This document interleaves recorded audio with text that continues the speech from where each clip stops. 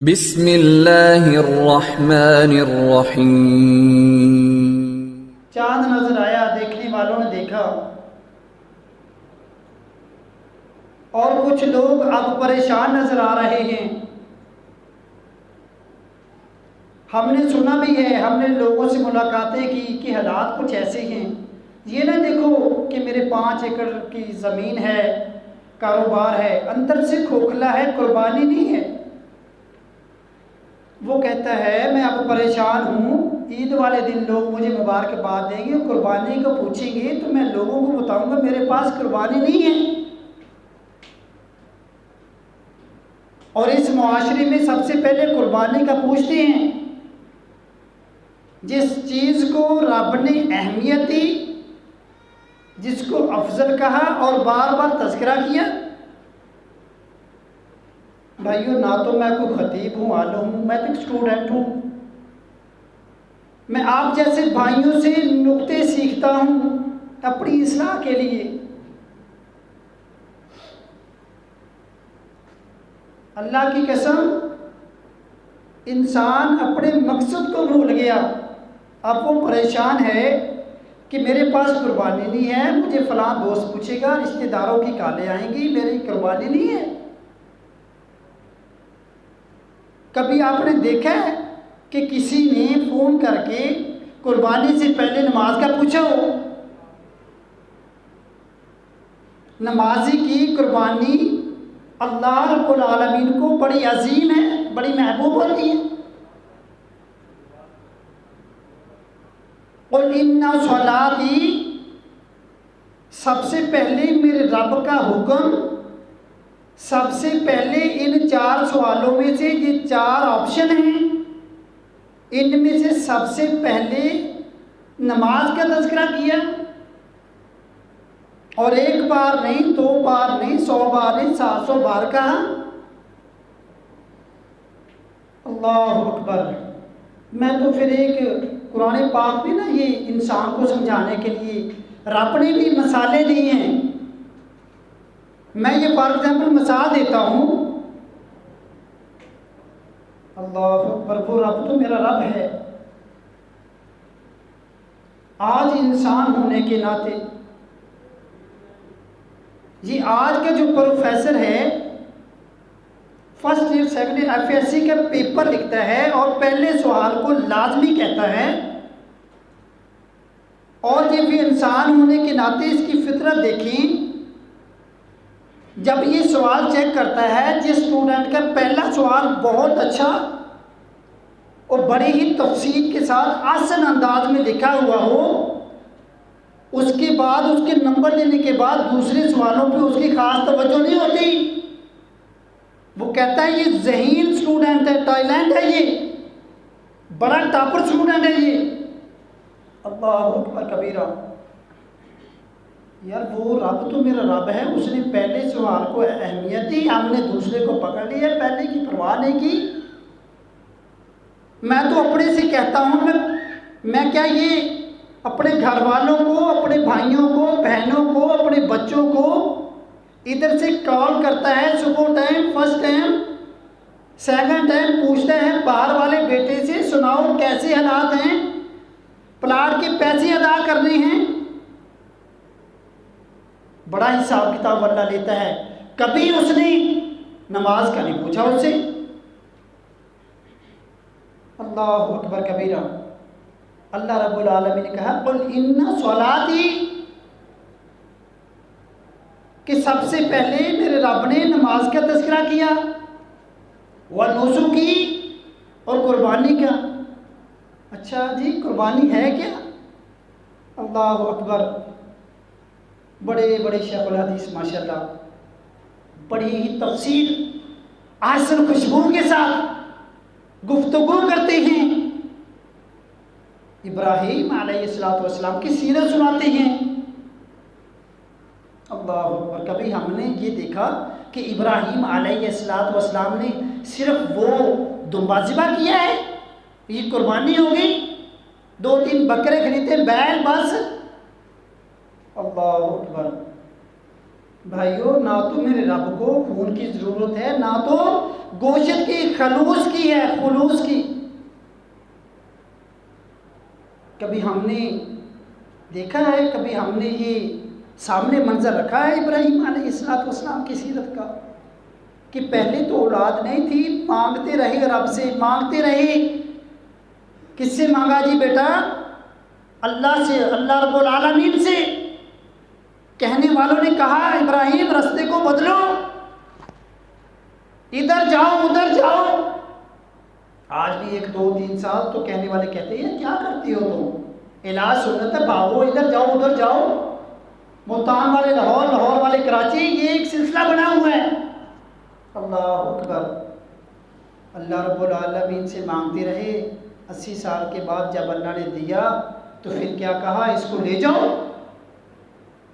جنگل میں، ویران جگہ پہ۔ اب یہ سارا منظر اپنے سامنے رکھوں کہ میری بیوی ہو، میرا چھوٹا بچہ ہو، میں اس کو کہوں باہر جا کے ٹھہرو، اور ابراہیم علیہ السلام کی ایک نہیں لا تعداد قربانیاں ہیں اپنی خواہشات پہ۔ اللہ اکبر، اپنی من مرضی کو چھوڑ دینا، اپنی خواہشات کو چھوڑ دینا، یہ قربانی ہے یار۔ اللہ اکبر۔ اسی میں ایک نقطہ یاد آتا ہے، ہم بڑی محبت کرتے ہیں رسول اللہ صلی اللہ علیہ وسلم سے، یہ میری خواہش ہے۔ دیکھیے نا، انسان خواہش رکھتا ہے، تمنا کرتا ہے اپنی من مرضی کی، جو من کہتا ہے اس پہ کہتا ہے، وہی عمل کرتا ہے اسی پہ۔ یار اپنی خواہشات کو چھوڑ دوں، ایسے نا دل نہیں کہتا یار میں محبوب کے چہرے کے مطابق اپنا چہرہ بنا لوں۔ بکرے کو ذبح کرتا ہوں میں، رسول اللہ صلی اللہ علیہ وآلہ وسلم کی چہرے جیسا چہرہ نہیں بنا سکتا۔ یہ چھوٹی سی خواہش پہ اپنا عمل نہیں کر سکتا، عمل نہیں کر سکتا۔ اللہ اکبر۔ آئیں اس معاشرے میں ہم اصلاح کریں بھائیوں کی، وَنُسُكِي وَمَحْيَايَ وَمَمَاتِي، یہ نہیں ہے۔ اللہ اکبر۔ اللہ رب العالمین کہتے ہیں آدم کے بیٹے اپنی زندگی میں، اللہ اکبر، جو تمہاری زندگی بیت رہی ہے اس کو رسول اللہ صلی اللہ علیہ وآلہ وسلم کی زندگی جیسا اگر تو نے بنا لیا، اپنے مرنے کو، جینے کو، اللہ اکبر۔ اگر ہمیں مقصد سمجھ آ گیا بھائیو، میں ایک حدیث سناتا ہوں۔ میں نے پہلے بات یہ کی ہے، انسان اپنے مقصد کو بھول گیا۔ یہ آدم کے بیٹے کو اپنا مقصد یاد نہیں، مقصد کیا ہے تھا میرا آنے کا۔ رواہ متفق علیہ، حدیث کا مسئلہ ہے، رسول اللہ صلی اللہ علیہ وآلہ وسلم کی حدیث ہے۔ سرکار مدینہ جناب محمد رسول اللہ صلی اللہ علیہ وآلہ وسلم فرماتے ہیں، آدم کے بیٹے نے ایک بیل خریدا اور اس کو خریدنے کے بعد اس پہ سوار ہو گیا۔ اللہ نے حکم دیا اس بیل کو کہ ارے بیل، اس کو بول کے بتا چودھری نواب صاحبزادے کو کہ تو میرے اوپر سوار ہو کے چودھری بن کے بیٹھ گیا، میں سواری کے لیے نہیں آیا ہوں، میرا مقصد تھا کھیتی باڑی کرنا۔ بیل کہتا ہے میرا مقصد، میں اپنے مقصد کو سمجھتا ہوں، میرا مقصد تھا کہ میں کھیتی باڑی کے لیے آیا ہوں۔ اللہ اکبر۔ وہ بیل کو اپنے مقصد کا علم ہے، وہ بیل اپنے مقصد کو جانتا ہے۔ آج مجھے اپنے مقصد کا پتہ ہی نہیں کہ میں کس مقصد کے لیے آیا ہوں، بس صرف یہی ہے مان لیتا ہوں، نمازیں بھی پڑھتا ہے چودھری صاحب، صدقہ خیرات سب کچھ کرتا ہے۔ میں یہ اکثر بھائیوں کو یہ بات کہتا ہوں، اپنے لیے تو انسان دن رات بھاگتا ہے، اپنے لیے تو انسان صبح کراچی ہوتا ہے، اگلے دن گھر، کبھی کدھر کبھی کدھر۔ اپنے لیے تو رات کو سردیوں میں 2 3 بجے 6 گھنٹے پانی لگاتا ہے، اپنے لیے تو بھاگتا ہے، بہت کچھ کرتا ہے۔ اللہ کی قسم وہ عمل میرے رب کو بڑا پسند ہے، بڑا محبوب ہے۔ جو کسی کے لیے کرتا ہے۔ اب میں دیکھوں میں کسی کے لیے کیا کرتا ہوں، میں خود تو کرتا ہوں، کسی کو کیا کہتا ہوں؟ اللہ اکبر کبیرہ۔ بھائیوں ہم اپنا یہ مقصد بنا لیں کہ میں نے خود بھی یہ کام کرنا ہے اور لوگوں کو بھی اس کی طرف لے کے آنا ہے۔ دشمن کو اس انسان سے بڑا خوف ہوتا ہے، دشمن کو اس آدم کے بیٹے سے بڑا خوف ہے جو خود بھی خیر کا کام کرتا ہے اور دوسروں کو لے کے آتا ہے۔ جانتا نہیں ہے، گر گیا ہے، اٹھا کے لے کے جاتا ہے، جب اس کی ویڈیو وائرل کی جاتی ہے تمہارا دشمن کانپتا ہے کہ ایسے لوگوں سے مجھے خوف ہے۔ آج دیکھ لیں پوری دنیا میں، اللہ کی قسم رسول اللہ صلی اللہ علیہ وآلہ وسلم کی سیرت پڑھ کے دیکھ لیں، قرآن کا مطالعہ کر کے دیکھ لیں، باب آدم علیہ السلام کی اولاد میں سے ہی سٹارٹنگ سے 2 گروہ بنے، 2 ایجنسیاں بنی، کفر اور اسلام، اور یہ کفر اور اسلام والا سلسلہ یہ 2 ایجنسیاں قیامت تک چلیں گی۔ ایک کا منہج، ایک کا منشور دعوت و جہاد ہے کفر کے متعلق، یہ قیامت تک سلسلہ جاری رہے گا، اس کو کوئی روکنے والا نہیں روکے گا، دنیا کی طاقت اس کو نہیں روک سکتی۔